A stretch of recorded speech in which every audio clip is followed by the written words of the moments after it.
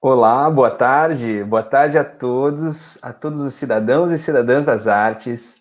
Sejam todos muito bem-vindos a mais um sábado de conexão literária, um sábado enaltecendo o pensamento, a filosofia, a história, a linguística, enfim, proporcionando momentos assim de fluidez mental, um espaço para debate, lembrando sempre que a live é viva. Então, é importante que vocês participem, perguntem, façam complementações, interajam entre si. E antes da gente chamar aqui os nossos mediadores, a nossa convidada do dia, eu tenho um convite para fazer a vocês. Aliás, são dois convites. O primeiro convite é para que vocês acessem o nosso YouTube, o canal do nosso YouTube, cliquem no sininho, se inscrevam para receber todas as notificações e ficarem por dentro da programação, porque além dessa live aqui que a gente está fazendo no Facebook, nós estamos com uma programação completa no nosso Instagram, aqui no Facebook, também no nosso YouTube. Então, vocês vão poder conferir toda essa programação. Né? Essa programação abarca literatura, cinema, teatro, dança, gastronomia, temos as terças gastronômicas também. Então, a dica que eu dou é que vocês sigam para não perder nenhum conteúdo, tá bem? O segundo convite que eu faço para todos vocês que são músicos, compositores, o que conhecem, né, músicos independentes, moradores aqui do Rio de Janeiro, a Cidade das Artes está com um festival de música online com as inscrições abertas. Faltam só mais 30 dias para que a gente encerre as inscrições. E a sugestão que eu faço é que vocês acessem o nosso site, o cidadedasartes.rio, para vocês conferirem o nosso regulamento. Né? Basta mandar um vídeo no YouTube, ter um comprovante de residência, mandar os dados ali para vocês se inscreverem, tá bem? E sem mais delongas, que eu já estou aqui falando demais, eu vou chamar os nossos mediadores, a nossa convidada. O tema de hoje, a gente vai debater as pequenas virtudes do lar e sua relação com a arte. Né? A gente tem a participação aqui já cativa, né, do Daniel Homem de Carvalho, ele que é advogado, professor de direito, um apaixonado pelas artes, pela literatura. Renato José de Moraes, também, né, já cativo aqui, já do Conexão Literária, ele que também é professor, autor do romance Claridade, publicado pela editora Record. E Diego Alves, nosso diretor executivo, nosso curador. E hoje a gente está recebendo aqui especialmente a Juliana Gurgel, que também é professora e doutora em artes da cena pela Unicamp. Tá bem? Vou chamar todos aqui. Tenham todos uma ótima live. Boa tarde, Diego. Boa tarde, Boa Gui. tarde, Daniel. Sejam todos bem-vindos. Boa tarde, Daniel, Renata. Tudo bem? Boa tarde, prazer. Boa tarde a convidado todos. especial. Tudo bem. Agradeço o Gui mais uma vez, que fez a abertura desse programa. Agradeço a todos que contribuem da Cidade das Artes para que a gente possa estar aqui reunido nesse bate-papo sempre, todos os sábados, né? Bom, o Renato já é figura conhecida aqui, sabe, Juliana? Ele já está aqui pela terceira vez, salvo engano. É mais uma vez um prazer recebê-lo aqui, Renato. Esse espaço aqui é seu e apareça sempre quando quiser. Não só quando a gente chamar, é seu no dia que você quiser. Eu quero fazer a live tal, a gente está à sua disposição. Muito obrigado, Diego. Diego, a gente está tão sold out que já estamos pensando em fazer mais de uma vez por semana, né? Mais de uma vez por semana, já está ocupando... A agenda já está ocupadíssima dos sábados aqui, dessa conexão literária aqui. Daniel, meu grande companheiro aqui, curador desse programa, que se empenhou e me ajudou a criar esse programa aqui. Seja muito bem-vindo. E a nossa convidada de hoje, a nossa estrela, a Juliana Gurgel. Seja muito bem-vindo, Juliana. Antes de você começar, eu queria contar para todo mundo como a gente se conheceu, né? Que a gente estava brincando aqui. A gente começou uma amizade muito legal, porque, sem querer, a Juliana me mandou uma mensagem no Instagram errado. Ela estava mandando para o primo dela, um conhecido, e veio para mim. Eu aproveitei, né? Falei, Juliana, você mandou errado. Mas eu queria aproveitar e te convidar aqui. Eu vi que você trabalha com cultura, gostei do teu trabalho, é muito interessante. Gostaria que você desenvolvesse alguma coisa com a gente. De pronto, a Juliana aceitou e já está aqui próxima de nós. Juliana, passo a palavra para você. Seja muito bem-vinda, viu? Eu agradeço, muito obrigada, Diego, Daniel, Renato. É uma honra estar aqui. Realmente, essas lives, esse trabalho da Cidade das Artes, nesse momento particular da cultura e dessa quarentena estranha, acredito que está chegando a muitas pessoas. esse formato, essa iniciativa que começou e que não vai parar mais, né? É verdade, é verdade. Espero que não. Eu tenho outros projetos aqui que envolvem a nossa live aqui. Não vai parar. Os desdobramentos auspiciosos. Tem outros desdobramentos, com certeza. Sim, sim. E realmente, essa forma como nós nos conhecemos foi curioso, e meu primo, depois eu falei com ele, tá tudo certo com a minha família, com a minha avó, graças a Deus. Iniciando sobre esse tema, que eu gostaria que a gente se debruçasse um pouco, ele vem de um hiato que eu possuía em relação ao entendimento da arte. Desde criança que eu sabia que eu estaria envolvida com o trabalho artístico de alguma forma, seja na realização, na reflexão, no suporte. E a partir do momento que eu fui indo para um sistema formal, para a universidade, para cursos, ensino não formal também, eu fui ficando com algumas questões sobre como é possível que a arte que evoca tantos momentos e sentimentos belos e sensíveis, como é possível que essa mesma arte seja realizada por pessoas que não compartilham desses ideais representados pela arte? E quando eu falo sobre esses ideais, é um pouco sobre o bom, o belo, o verdadeiro, algo que, quando nós nos deparamos com um objeto de arte, uma manifestação artística, nós somos elevados a isso. E quando eu fui organizar o meu estudo, que aí primeiro havia toda essa inquietação, de fato, mas depois eu me propus a sistematizar isso em forma de doutorado.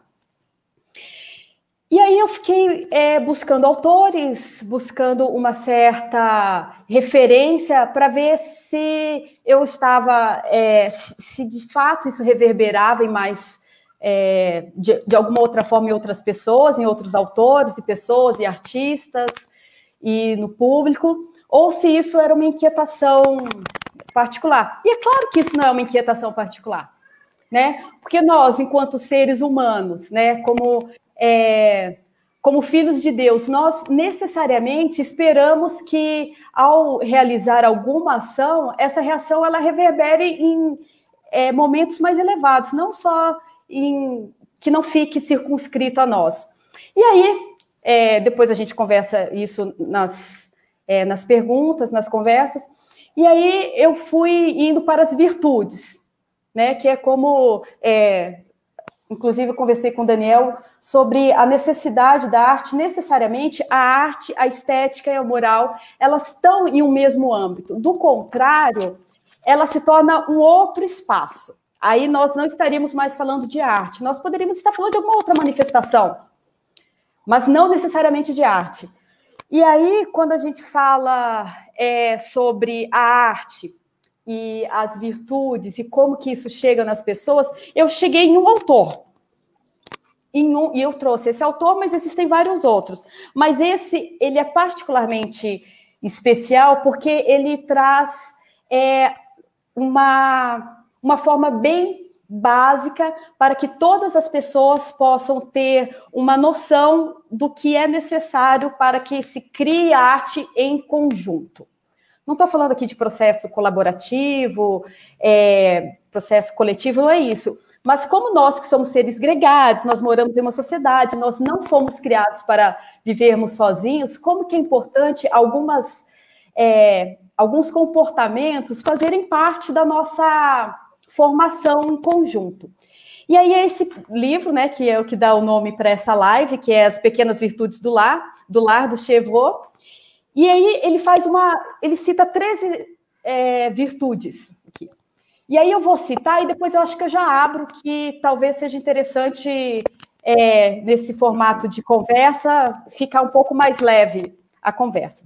E ele destacou algumas dessas, inclusive, que ele citou, ele fala sobre a cortesia, sobre passar despercebido, sobre a gratidão, a virtude da sinceridade, da discrição, da esperança, do bom humor, da benevolência, da economia, pontualidade, diligência, paciência e perseverança.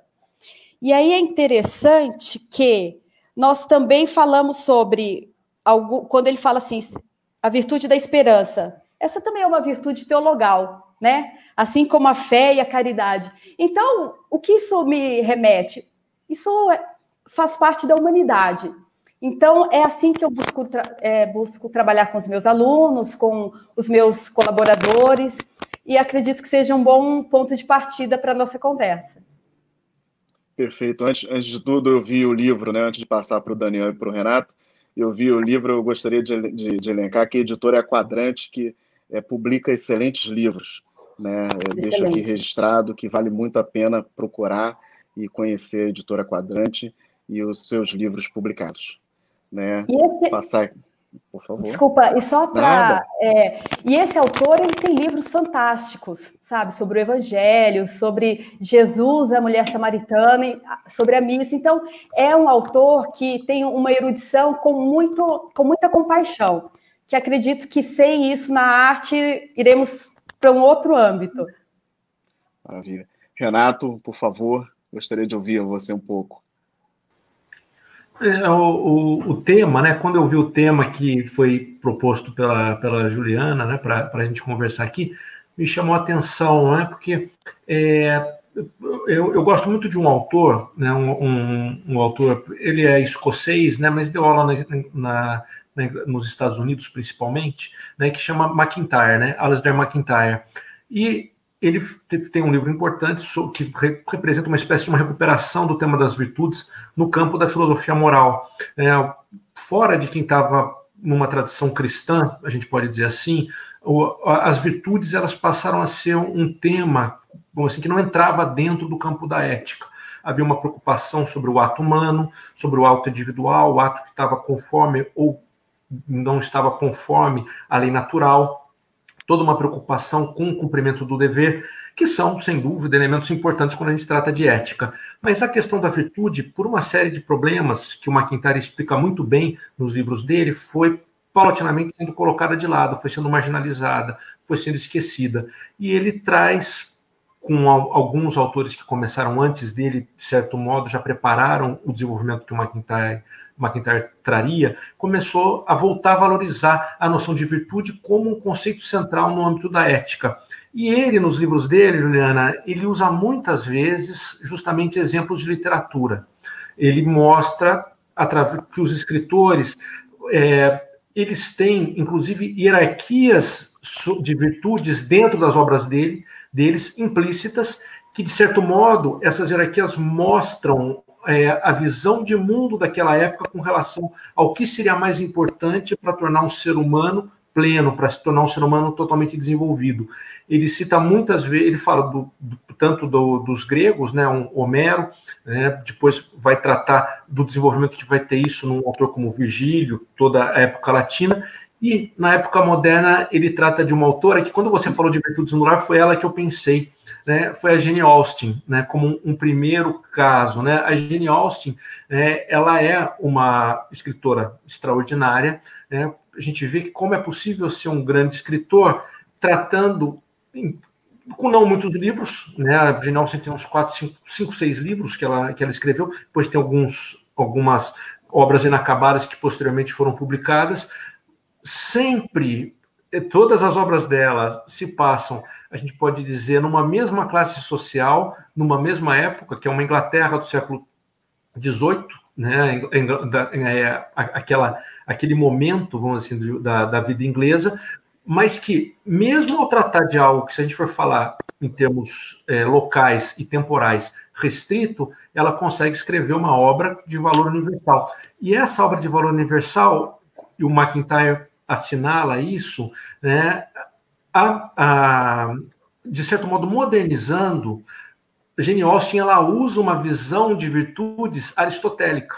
Então, ela como que recupera e coloca aquelas virtudes no mundo atual. De certo modo, é o que eu procuro fazer também, né, em filosofia, no que eu estudo, é justamente você aplicar uma ética das virtudes no nosso tempo de hoje, uma ética baseada no Aristóteles. E aí, tudo que você fala, né, Juliana, a ideia de virtudes no lar, as próprias virtudes que você leu aí, que o Chevreul destaca no livro dele, você veja que todas essas virtudes estão de acordo com uma visão aristotélica, né? Quer dizer, são qualidades que vão permitir que o ser humano se desenvolva plenamente. E que no âmbito familiar é um local em que esse desenvolvimento é necessário, é onde se dá para a grande maioria das pessoas. A maioria das pessoas não vai numa batalha, não vai ter um tipo de trabalho extraordinário, mas é alguém que vai justamente num emprego comum e também no seu relacionamento com os amigos, com quem está ao seu redor, é aí que essa pessoa vai ter que se desenvolver. Então, como vários escritores tratam, depois ele pode falar um pouco mais, eu tenho algumas ideias, né, mas queria também um pouco ouvir vocês sobre... Mas a importância das... Vocês vejam, né, isso que eu queria falar. A gente caracteriza as pessoas, e aí eu puxo para o meu lado os personagens literários também, justamente pelas virtudes ou vícios que eles têm. Claro, você pode se referir a alguém como é muito bonito, é muito inteligente, são qualidades que não são propriamente virtudes no sentido mais estrito. São faculdades que nós temos, mas que são simplesmente dádivas. Agora, a gente vai pensar num personagem, puxa, esse personagem é generoso, esse personagem é egoísta, aquele outro é preguiçoso, aquele é um beberrão. A gente sempre está pensando nos personagens em termos de virtudes.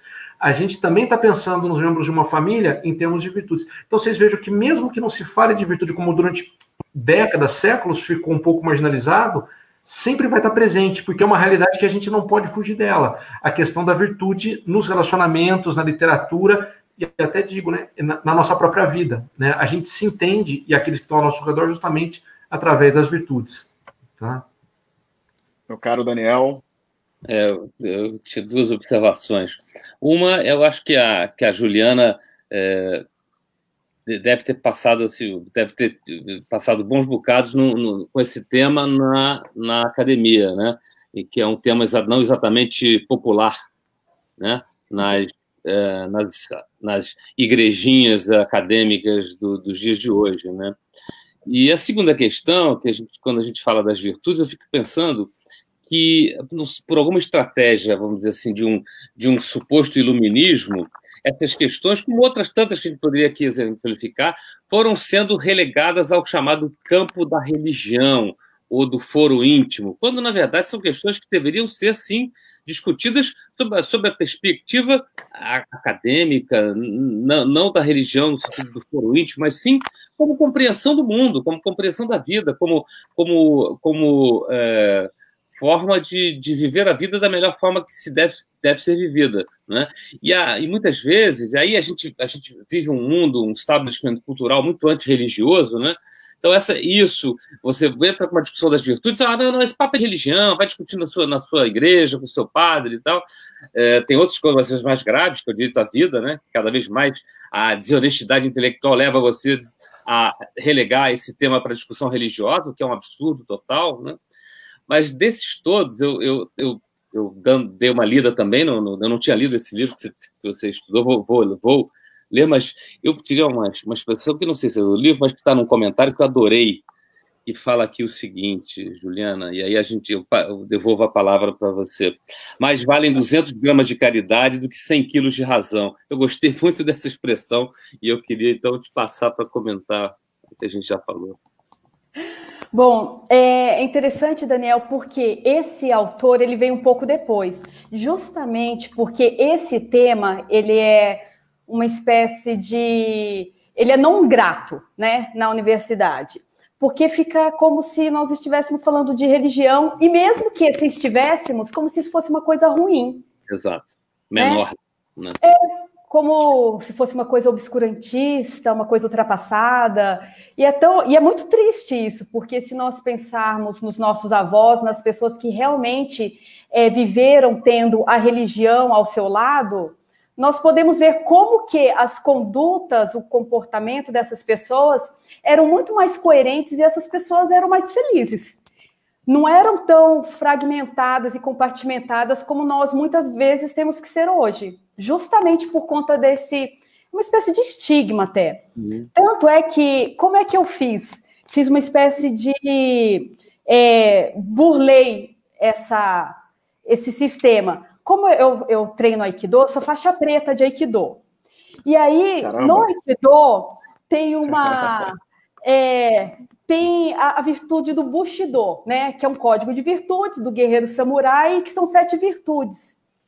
E aí também existem as virtudes dos que lutam com espada, existem códigos de virtude que servem para nos guiar. Em toda comunidade existe isso, desde as comunidades mais primitivas até as mais sofisticadas.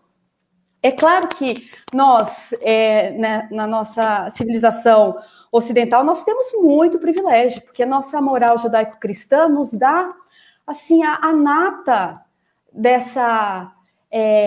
desses parâmetros de virtude, de moral, de ética. E aí, Daniel, quando você traz isso, é um pouco... acho que foi até o Rafael que comentou, falando que esse tipo de atitude é ensinado em casa. E como professora, é curioso que muitas vezes as crianças, lembrando que eu já dei aula desde ensino infantil, maternal, com musicalização, até universidade. E muitas vezes essas crianças, elas chegam sem nenhuma base sobre isso, mesmo. Porque nós não temos também como cobrar dos pais algo que eles não têm para dar.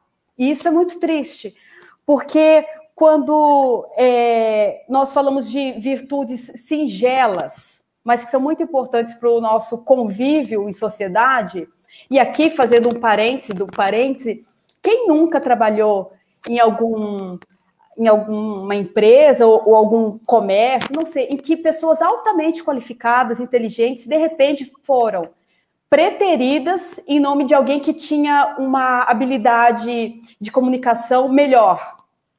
Por quê? Porque o convívio das pessoas em um ambiente de trabalho é muito íntimo. Então, se nós temos pessoas qualificadas, mas que de repente aqui, tem essa virtude aqui do bom humor é muito interessante. Eu tinha um casal de amigos, 2 atores. Eles foram morar em Portugal e o filho dele, sentindo essa diferença, acordava todos os dias muito mal-humorado. E aí eles começaram a falar que isso não era aceitável, que não tinha motivo para uma pessoa tão privilegiada acordar desdizendo a vida, praguejando, e ele foi ensinado a isso. E é curioso que os pais contam que, em determinado momento, ele acordava, a primeira coisa que ele fazia era lançar um sorriso forçado, mas que, com o tempo, ele foi, de fato, acordando feliz. Então, como que nós, né, que estamos trabalhando com arte, com a comunicação, esse trabalho maravilhoso da Cidade das Artes, nós podemos, de fato, trabalhar com essas virtudes que, em alguns momentos, são tidos, inclusive, como uma fraqueza. Como você vai ser tão gentil com uma pessoa e puxar uma cadeira, dar o espaço, dar a palavra, e em determinada situação você vai ficar sendo visto como uma pessoa fraca, uma pessoa subserviente, uma pessoa frágil, e que, ao invés de mostrar... ao invés de se dar o valor, vai parecer que você está se menosprezando. Então, é claro que existem sutilezas aqui nessas virtudes, mas acredito que seja um tema muito rico para quando se fala em arte, e ensino de arte, comunicação. Perfeito. Eu percebo, uma das virtudes, né, que tem no livro é sobre a sinceridade, né? E não adianta muito bem ser sincero se você não conseguir ser cortês, né? Eu penso que essas virtudes se comunicam, né? Você não consiga usá-las em separado, penso eu, né, Juliana? Diego, pegar uma carona aqui, a ideia da caridosa dissimulação, não é? Você ter um interlocutor, alguém, você não fazê-lo supor que você conhece os seus defeitos, você ter a humildade de dizer, olha, você é um ser humano e você... Não é, eu não sou tão importante assim como... Não, acho que o bom humor é um reflexo disso também. Você perceber que você não é a estrela da companhia, que o mundo aqui todos somos iguais e sentimos igual. Então, se levar muito a sério, dá um certo mau humor, né? Exato. E aí tem esse do passar despercebido. Uhum. Que eu acho, é uma generosidade, e você estava falando, eu lembrei disso. Eu acho esse, Juliana, eu acho esse o mais difícil das virtudes. Você mistura muita coisa. Né? Você trabalhar a humildade a esse ponto e tentar passar despercebido, pelo menos, acho que até para mim, assim, eu acho um dos temas mais difíceis de ser trabalhado na vida humana, sabe? Acredito que sim. Ainda mais reconhecer o valor do outro e ver que, em determinado momento, você realmente não é necessário. Você é necessário como plateia. Você é necessário como público para aplaudir a realização dos outros. E ficar, de fato, feliz com isso. Então, é uma sofisticação de sentimento. E aí, só pegando uma deixa que o Daniel falou, que eu acho tão engraçado, acho que é São José Maria Escrivá que fala isso, para que essas pessoas que nos aborrecem, que são difíceis, essas pessoas nos santificam. Né? Porque em todos os lugares vão ter aquelas pessoas que... E nós, com certeza, somos essas pessoas para outras. Não, o próprio Santo Agostinho, né, tem muito apreço por São José Maria, particularmente eu tenho devoção a São José Maria, mas o próprio Santo Agostinho lá atrás também falou isso, né? Assim, salvo engano, talvez eu vou falar, mas vocês vão entender, né? Dos que me elogiam, me criticam, eu prefiro os que me criticam, inclusive, que me ajudam a ser melhor, né? Me ajudam a melhorar, né? Fazem parte da minha edificação, né? Do meu caminho de perfeição que devo seguir, né? Santo Agostinho também já fala. Às vezes acredito até que talvez um santo anterior também tenha tocado nesse assunto, né? Renato, e aí? Você ficou... Não, vocês vejam, né, falar de virtudes assim, né, gente, como algumas coisas que saíram aqui, né, a Juliana deu esse exemplo do casal em Portugal, né, aqui eu lembro também que o Daniel falou que hoje isso tudo foi marginalizado, eu tinha comentado antes, mas realmente ficou como sendo uma coisa religiosa. Mas aí me parece que aconteceu algo, né, um dos elementos que colaboraram para a virtude ser mal vista é uma noção errada de liberdade. É como se nós tivéssemos que sempre agir de uma maneira, eu coloco entre aspas, autêntica. Eu tenho que mostrar quem eu sou eu mesmo. E esse é o mesmo entendido como se fosse o primeiro impulso. Aquilo que me vem na cabeça eu faço, aquilo que eu acho, se eu tenho um compromisso não importa, porque agora eu estou pensando diferente, então eu vou agir de uma outra maneira.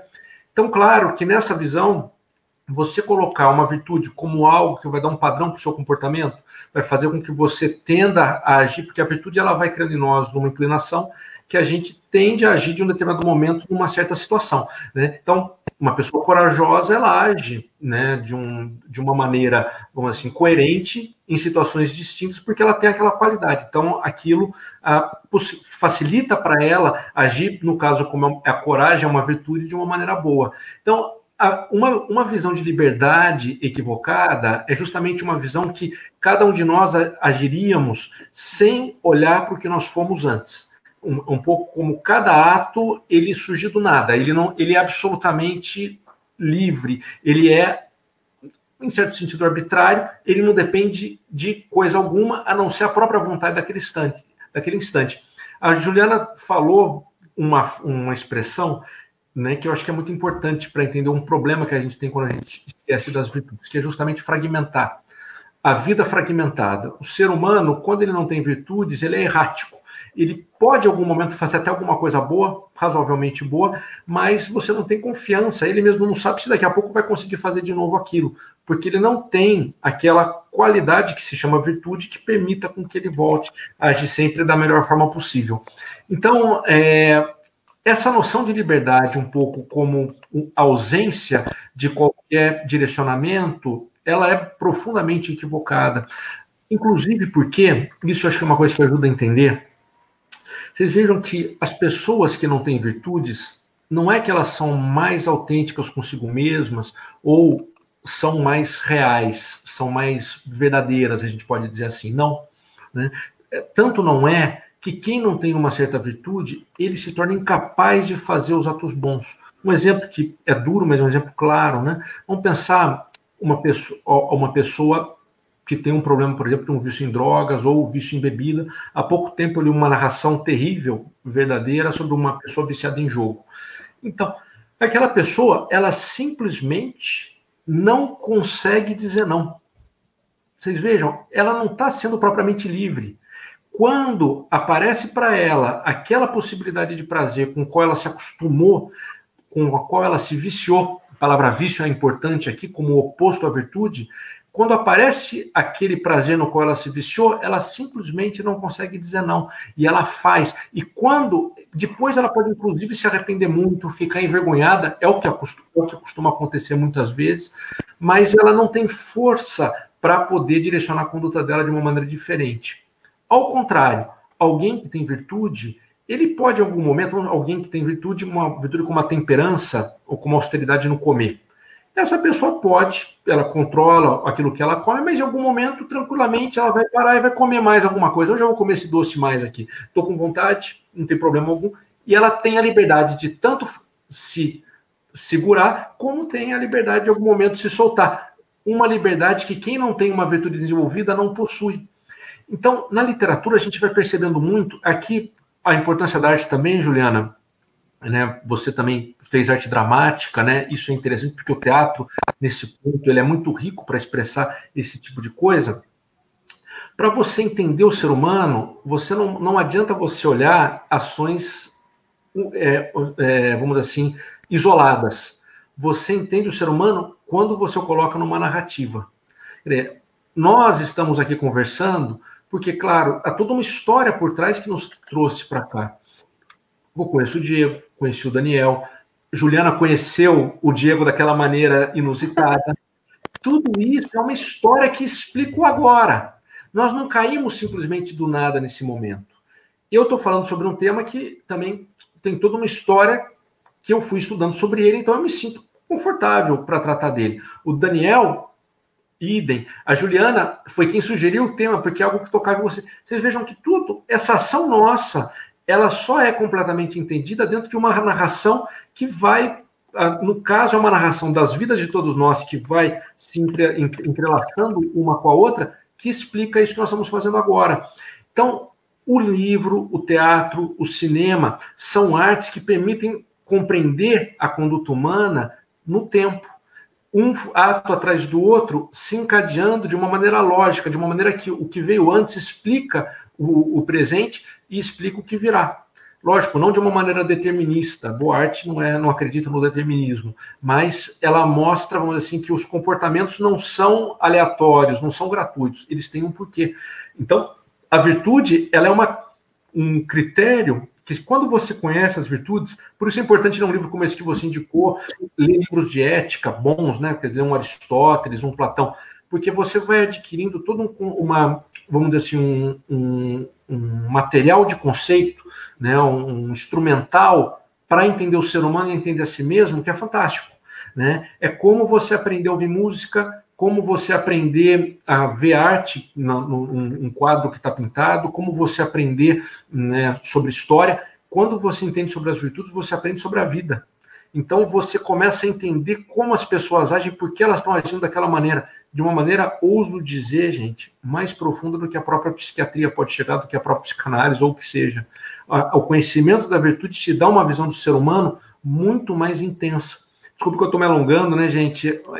Mas até eu lembro que quando... Um livro que eu gosto muito, por coincidência está até aqui atrás de mim, uma edição que não é a melhor, mas é uma edição que vale, né? Que é a Suma Teológica.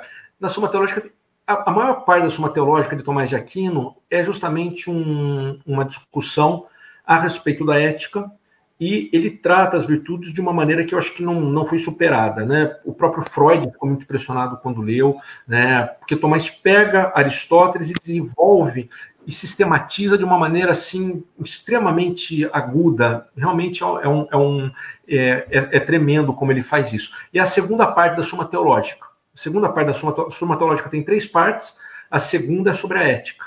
E curioso que no começo dessa segunda parte, Tomás fala, agora que, depois que nós tratamos de Deus, que é o tema da primeira parte da Suma Teológica, cabe agora tratar daquele que é a imagem de Deus, o que nós conhecemos que tem a imagem mais perfeita de Deus, que é o ser humano.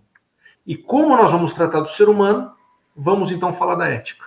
Ou seja, a ética é justamente o estudo de quem é o ser humano, como ele deve se desenvolver, quais são as características que ele deve ter para se tornar humano no sentido pleno da palavra. Né? E a literatura é um excelente instrumento, a arte em geral é um excelente instrumento para transmitir para as pessoas tudo isso. Tá? Só um parêntese rápido, né? as virtudes são tão necessárias, né? Não só do ponto, não do ponto de vista religioso, mas de fato do ser humano, como você colocou bem, Renato, as virtudes é o estudo do ser humano, né? Eu fui estagiário do Daniel, né? No escritório dele de advocacia, né? Aí eu lembro que estava chegando as minhas primeiras férias, né? E aí eu fui conversar com o Daniel, não sei se o Daniel se lembra dessa conversa, a pergunta, eu não lembro muito bem qual foi a pergunta, mas eu lembro exatamente qual foi a resposta, né? Daniel, mas como é que a gente faz para eu quero ser um advogado de sucesso como você e tal. Aí ele falou, Diego, o advogado começa pela vida austera, o advogado é um homem austero. Eu lembro da resposta, a pergunta foi mais ou menos essa, não sei se você se recorda, Daniel, mas você... Do conceito, talvez, eu não lembro exatamente da resposta, mas talvez o conceito, a ideia, né? Ele falou assim, olha, não, é um homem austero, né? A gente tem que viver uma vida austera, né? Esse foi o conselho que o Daniel me deu para a vida profissional, né? Só um parêntese rápido. Juliana, você falou uma coisa que eu gostei muito, e é um pouco um contraponto do que o Renato está falando, já falou há pouco, da virtude como um exercício de vida, não é? Você está exercitando a virtude. Porque eu queria fazer assim, uma pequena divisão, Renato, da questão do vício estrito sensu, porque, na verdade, o vício estrito sensu ele é a negação da liberdade, ou seja, o vício em jogo, em comida, em bebida, ele nega a liberdade, mas ao mesmo tempo tem um elemento psíquico, um elemento até químico, que a gente tem que ter a compaixão e o tratamento. O vício lato sensu, né, que é, na verdade, o que eu acho que a gente trabalha aqui, né, ou seja, você descuidar da generosidade, você descuidar da amizade, você descuidar da alegria, você descuidar da capacidade de entender o outro. Então, seria assim, nessa linha que a Juliana muito bem colocou, ou seja, é um exercício diário de cuidado consigo mesmo, de se olhar no espelho, de perceber que você não é a figura mais importante desse mundo e que o outro é tão importante ou mais importante que você. Perfeito, Daniel. Você levantou um ponto, lógico, não é aqui, mas de fato você vê, Daniel, que há situações em que realmente o vício pode ser uma doença mesmo. É o que você falou.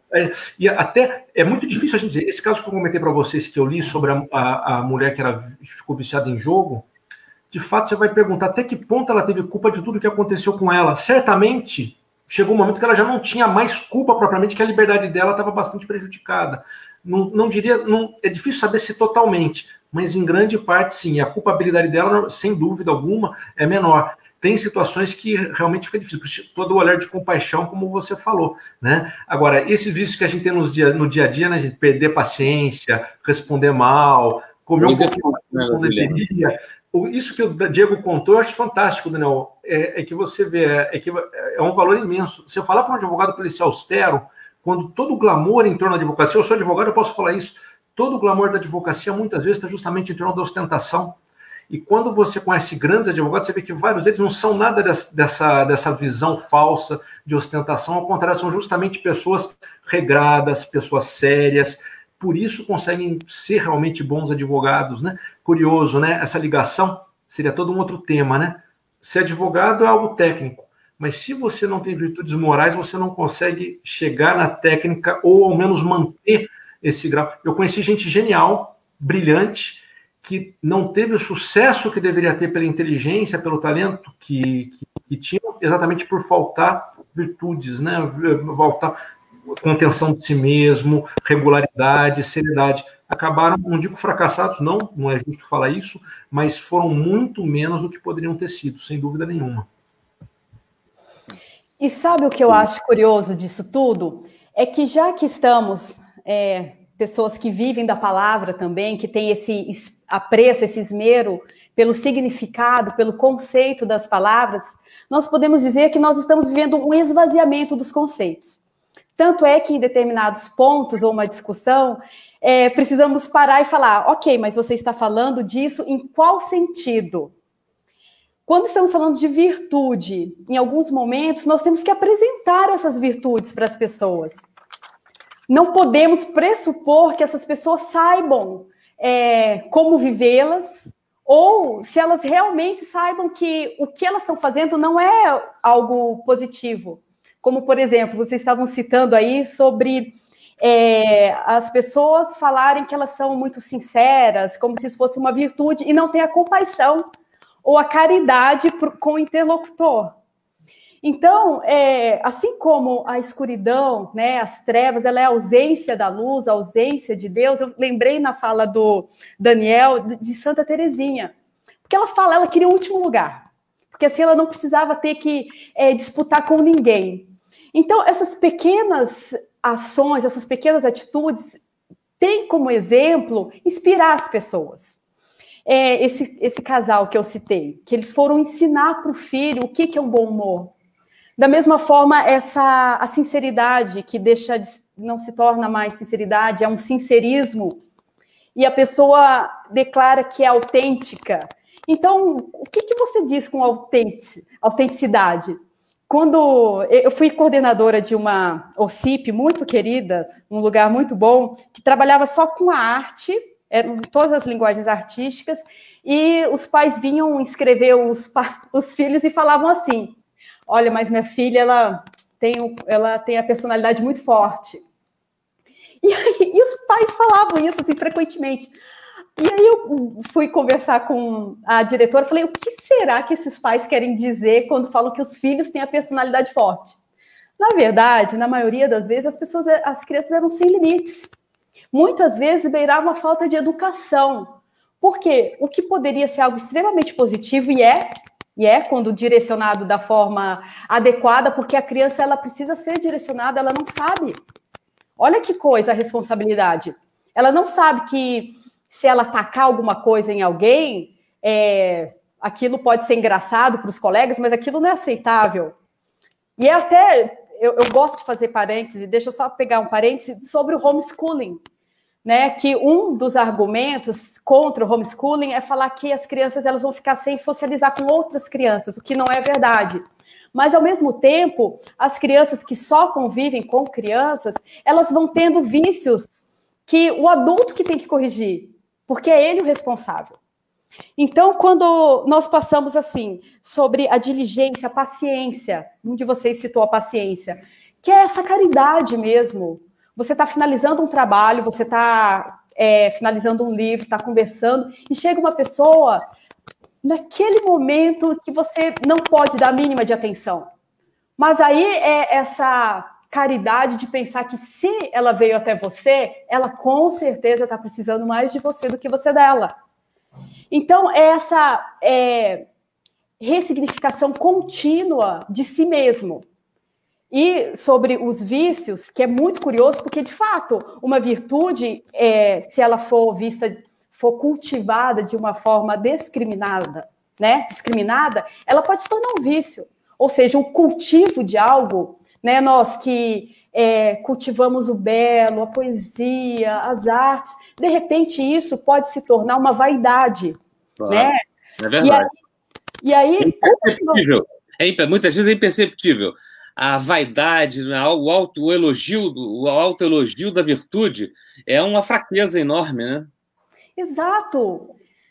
E aí, como aí eu queria colocar na mesa, aproveitando o gancho do Daniel, né?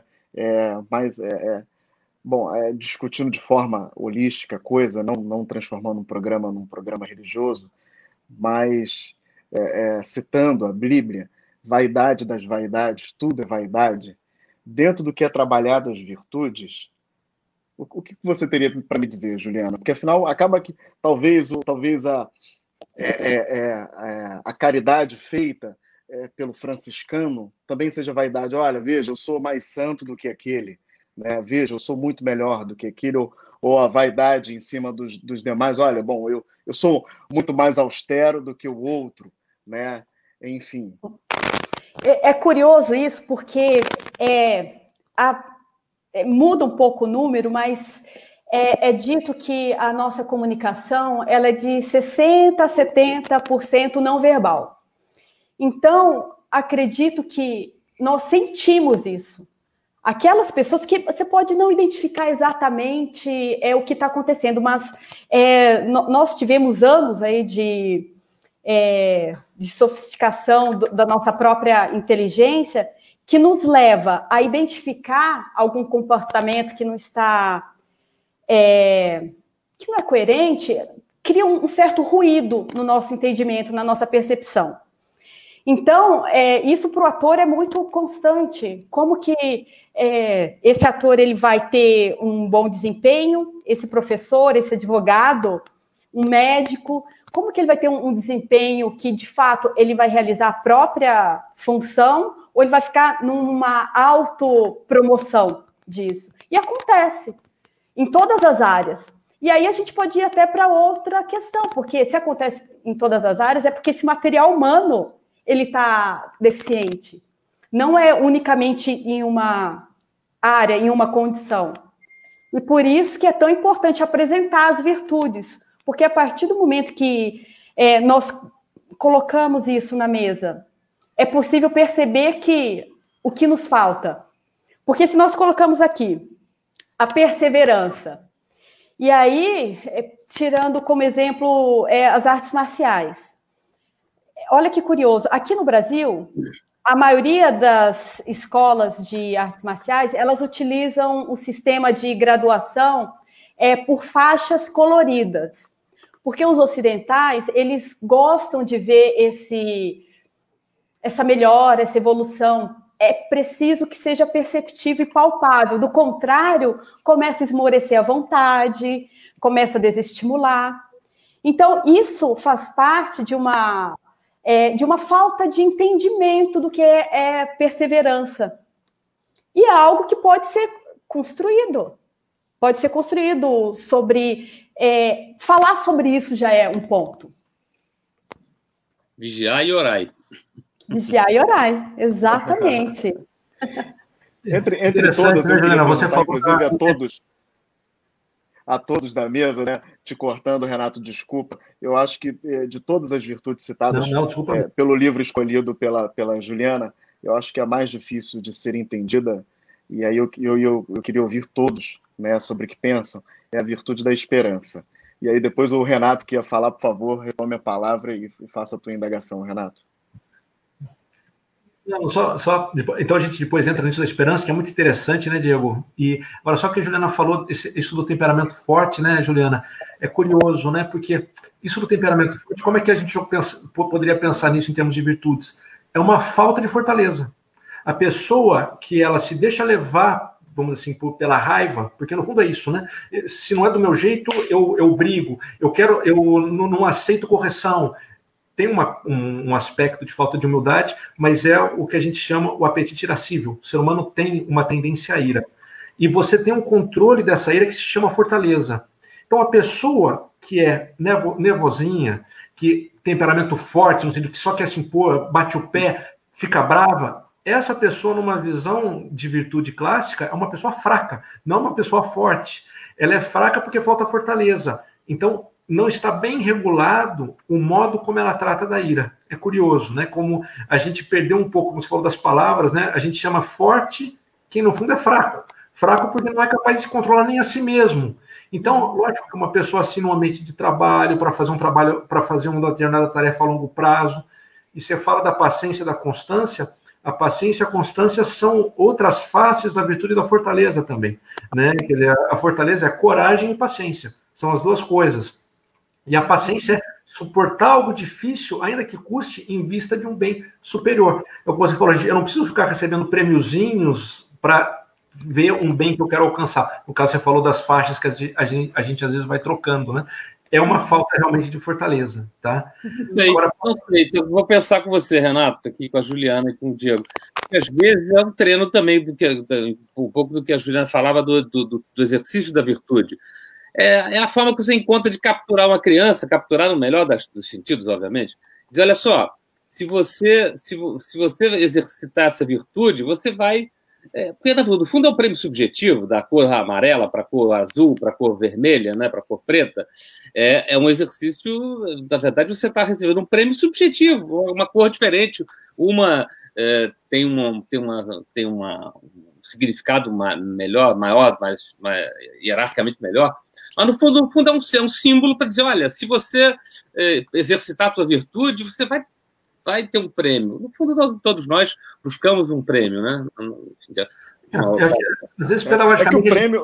É que o prêmio ela não entende ainda, né? O prêmio deveria ser a própria virtude, né? Que ela ganhou, né? Mas é que ela não entende ainda, né? Exercitou contra o controle dos instintos, tudo, isso é muito importante. Não, tá certo. Aí são coisas, didaticamente, acabam sendo necessárias, que vocês falaram a verdade, né? Até o que a Juliana falou antes, no começo da nossa conversa, sobre a criança que ela sorria sem ter vontade. Às vezes, o prêmio da faixa ajuda você a avançar. Mas, de fato, se você for pensar em termos de virtude, você até prescindiria disso. Mas nós, humanos, somos fracos, precisamos ir resolvendo.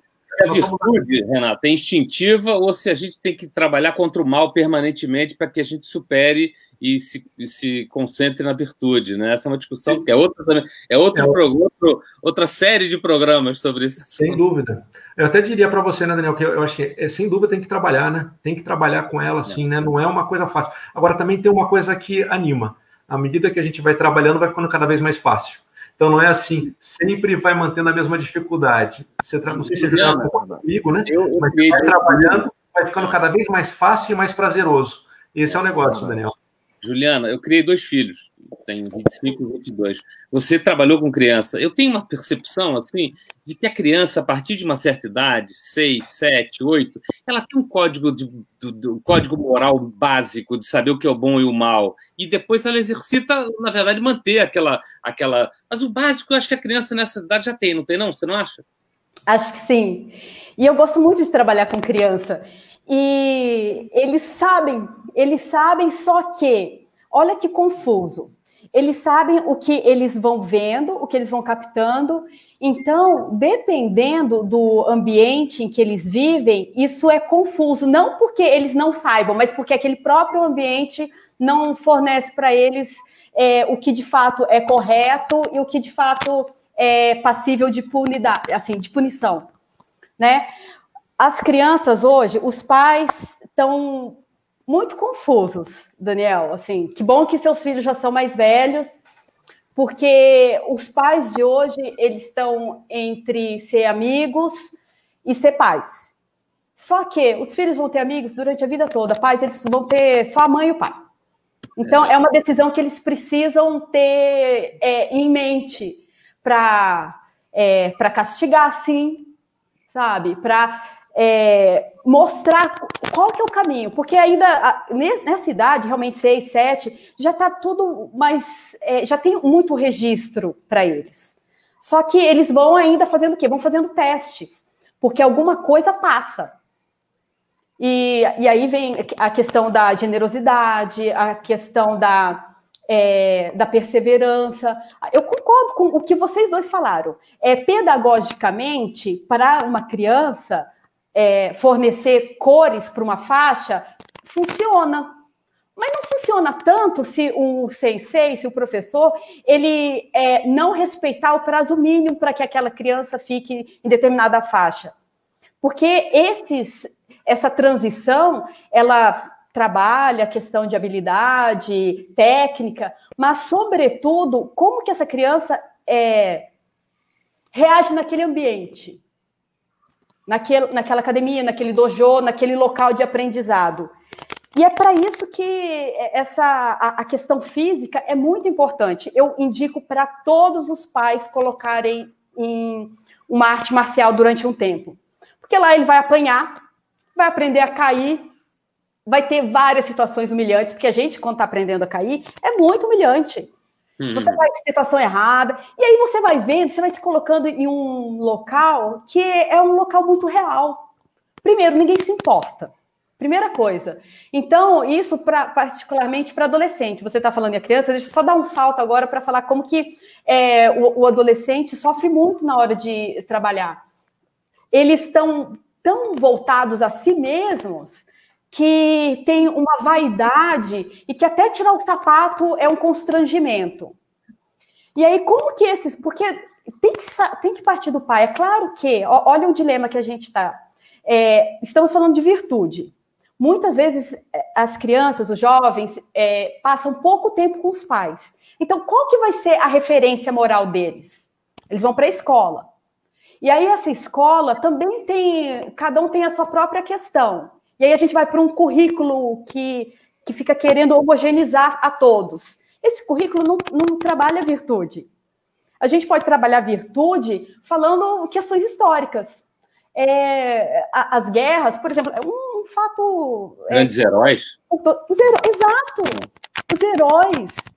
Sabe, o que aquela pessoa fez por aquele grupo, por aquelas pessoas que não tinham o mesmo sangue, mas que tinham o quê? Um conjunto de valores em comum.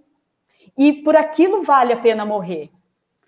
Então, essa noção de honra, de hombridade, vai fazendo com que esses jovens, eles falem, eu quero isso para mim. E aí eles vão desenvolvendo pequenos atos, pequenos, que vão galgando até se tornarem pessoas virtuosas, que é o que nós estamos tentando e tentaremos a vida inteira. Com certeza. Fazer. Com certeza, com certeza. Eu queria aproveitar o momento aqui, Daniel, saudar a todos que estão nos assistindo aqui, na pessoa da Beth Goulart, que também é convidada nossa, vai estar aqui com a gente falando de Clarice Lispector. Mais uma companheira do Sábado Literário, Sábado Literário, né? Conexão Literária aqui, literária. No sábado. Mais uma companheira se incorporou ao nosso... Está completando aí o nosso time também, está nos assistindo. Citou uma frase aqui, é forte aquele que sabe se controlar. Nossa querida Beth. Um beijo, Beth. Daniel, perdão, te cortei. Não era isso também, não. Que ele sabe dominar, exatamente. Mas eu acho que é isso, esse exercício e essa experiência tua, Juliana, com criança, no fundo, um grande laboratório das virtudes mesmo, né? E quando você fala nos currículos escolares, isso é muito, realmente, assim, é complexo, porque a gente tem uma tradição da escola francesa, escola pública, igual para todos e tal, e você, muitas vezes, perde o indivíduo, né? O indivíduo perde o exemplo, às vezes a turba. Eu me lembro uma das coisas mais bem faladas sobre a questão do chamado conflito de gerações, aqueles artigos do tempo que o Olavo de Carvalho escreveu no Globo, né? Eu sou leitor dele há muitos e muitos anos. Fantástico. E ele dizia o seguinte: olha, entre confrontar o meu grupo e confrontar o pai e mãe, eu vou confrontar o pai e mãe porque me amam incondicionalmente. O grupo vai me expulsar, a horda me expulsa. Pai e mãe não. Pai e mãe vão me amar incondicionalmente. Então eu posso confrontá-los, eu posso dizer que eles não me entendem, que eu sou um incompreendido. Mas um amigo não, você tem que ser gado, né? Porque o gado te aceita, o grupo te aceita. Porque ser rejeitado pelo grupo para um adolescente, você falou muito bem, né, a vaidade do adolescente. A rejeição pelo grupo na adolescência é muito cruel, é muito dura. Né? É aquele momento que você não é mais nem criança, nem adulto, você não sabe muito bem, você está naquele momento meio do limbo, né? Então o grupo te ajuda. Mas eu acho que aí, já entrando na discussão propriamente do homeschooling, né? Eu acho que eu me lembro assim, meu pai foi até os 13 anos de idade, estudou em casa, tinha preceptor. É um homem muito culto, muito bem falante, uma figura muito interessante. Ele estudou em casa, com professoras, né, francês, inglês e tal. É claro, estamos falando de um mundo diferente também, né? Mas essa opção tinha que ser permitida. Eu acho que essa homogeneização do programa escolar, em que muitas vezes o professor de história tem dificuldade de ir contra os livros que estão escritos aí, o que está ali, as visões de mundo, né? Sim. Eu me lembro que a minha aula de história era na minha casa, o almoço, o jantar na minha família. Isso tem que ter, né? Isso precisa ter, de alguma maneira. E aqui até pode ser um ambiente bom para a gente bolar isso. Lamentavelmente, a gente vai chegando ao final do programa, a gente vai concluir uma hora. Passou rápido, toda vez que passa rápido, significa que é muito bom, né? Eu queria pedir que a gente fizesse a rodada agora de considerações finais, os comentários finais aqui, e que a Juliana, no final, deixasse uma mensagem aqui para a gente trabalhar justo. Para aqueles que nos assistem, como trabalhar as virtudes, e a gente faz a última rodada aqui de considerações finais. Começar pelo Renato aí. Tá ótimo. Eu queria, então, eu vou falar aquilo que o Diego perguntou da esperança, né, Diego? A esperança... Obrigado. Eu estava ficando sentido aqui, que ninguém ia falar, eu estava... Eu acho que é uma virtude muito bonita, porque a esperança é a virtude do ainda não. Eu espero aquilo que eu ainda não consegui, mas eu acho, eu tenho a esperança de que vou alcançá-lo. O contrário da esperança é o desespero, né? Quando a gente já não dá mais, né? O desespero, a pessoa já se solta, já se larga, porque ela acha que não adianta eu lutar, porque eu não vou conseguir. E vocês vejam que a esperança é a virtude própria da pessoa que está nesse nosso mundo, né? Que é um mundo em que a gente sonha com coisas altas, com coisas grandes, e a gente vê que a gente ainda não as terminou de alcançar, mas ao mesmo tempo a gente tem que confiar que nós podemos chegar lá, né? Que é possível a gente melhorar, a gente crescer. Quem desiste de si mesmo, essa pessoa fica impossível para ela ter virtude. Eu diria que nesse sentido, né, Diego, até a gente pode fazer uma certa ligação da esperança com a autoestima, a boa autoestima. A humildade, que é uma virtude que a gente falou um pouquinho aqui, a humildade é o amor a si mesmo correto. E esse amor a si mesmo não se trata de desistir de si, de se desprezar. Quem se despreza, essa pessoa é incapaz de lutar para melhorar. Ela perde a esperança, consequentemente. Então, daí mesmo ela se larga e não chega a lugar nenhum. Né? Ao contrário, né? Quem tem um amor de si mesmo regulado, um amor de si mesmo legítimo, essa pessoa luta para crescer. Ela busca a nobreza, ela busca a bondade. Né? E é justamente porque, vamos dizer, ela tem um bom amor a si mesma e, consequentemente, vai ter um bom amor aos outros também.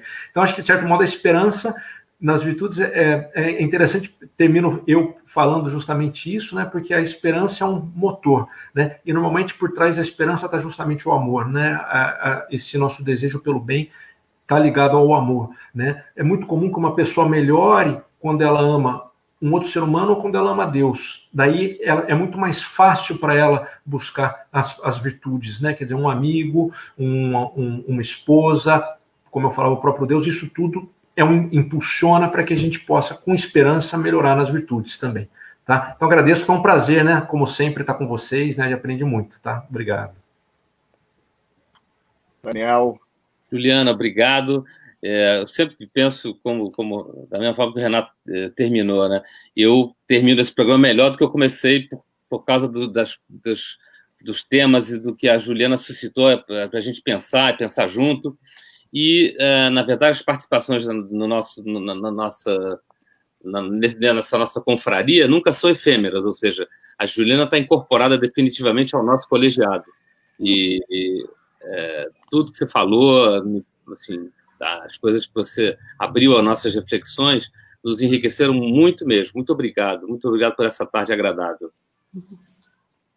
Juliana. Bom, agradeço aos três, muito bom estar cercada de cavalheiros. Eu gostaria de pedir que nós, com o nosso exemplo, que é o que nós fazemos mesmo, ensinemos os mais novos as virtudes, porque daqui a um tempo, essa cruz que eles vão carregar de não ter aprendido antes é muito árdua. Eu carrego cruz por isso, de não ter aprendido tanta coisa quando me foi oferecido pelos meus pais. E aí lembrei também sobre honrar pai e mãe. E para finalizar, tem uma frase do padre Bento XVI que é muito bonito, que fala assim, que o Renato falou, né? Daniel, Diego, sobre as virtudes as que nós precisamos trabalhar, e que tudo, de certa forma, envolve o amor. Deus, como supremo amor, faz com que nosso aprendizado e nossa evolução venha por ele. E aí, o Papa Bento XVI, ele fala assim, que justiça é dar ao outro aquilo que é dele, e amor é dar ao outro aquilo que é seu. Então, que nós possamos dar o que é nosso ao outro, o nosso tempo, a nossa caridade, a nossa compaixão, o nosso conhecimento. E foi muito bom. Obrigado por toda a gentileza de vocês, as palavras, ao conhecimento e essa troca. Muito obrigada, Diego. Juliana, muito obrigado. Renato de Moraes, muito obrigado mais uma vez. Daniel, incomparável, mais uma vez, muito obrigado por nos ajudar nesse programa. Curador e fundador desse programa também. Em nome do secretário de Cultura, peço desculpas. Ele tinha pedido para fazer parte desse programa, mas de última hora ele não pôde participar. Em nome do secretário de Cultura, agradeço a presença de vocês. Tá ok? Vamos nos despedindo. Eu chamo o Gui aqui para entrar e fazer as considerações finais. Agradeço a toda a equipe da Cidade das Artes, a presidente Renata Monteiro, por essa oportunidade. Gui, por favor. Tchau. Um beijo, pessoal. Tchau, tchau. Muito obrigado. Tchau, gente. Obrigado.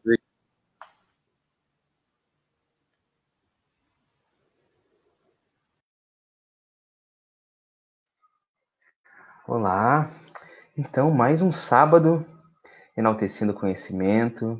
Estamos melhor do que quando começamos, né? Cada semana melhores, refinando, né, as nossas virtudes, né, tendo muito cuidado, muita paciência também, né, com os nossos vícios. E a gente só agradece a participação de todos vocês. O convite que a gente faz é para que vocês fiquem atentos, né, não somente aqui os sábados de Conexão Literária, mas a toda a nossa programação que contempla, né, diversas linguagens artísticas, né, como somos a Cidade das Artes, a gente está sempre aberto às linguagens artísticas, todas elas, e também, principalmente, a participação de vocês, cidadãos das artes, as sugestões de vocês, se vocês quiserem sempre propor convidados, colocações, temáticas, né, basta usar as nossas redes sociais, tanto aqui no Facebook, quanto no Instagram, e no nosso YouTube também, que eu aproveito e reforço o convite para que vocês nos sigam, cliquem no sininho para receberem todas as notificações. Tenham todos um ótimo sábado e tudo de bom. Forte abraço. Tchau, tchau.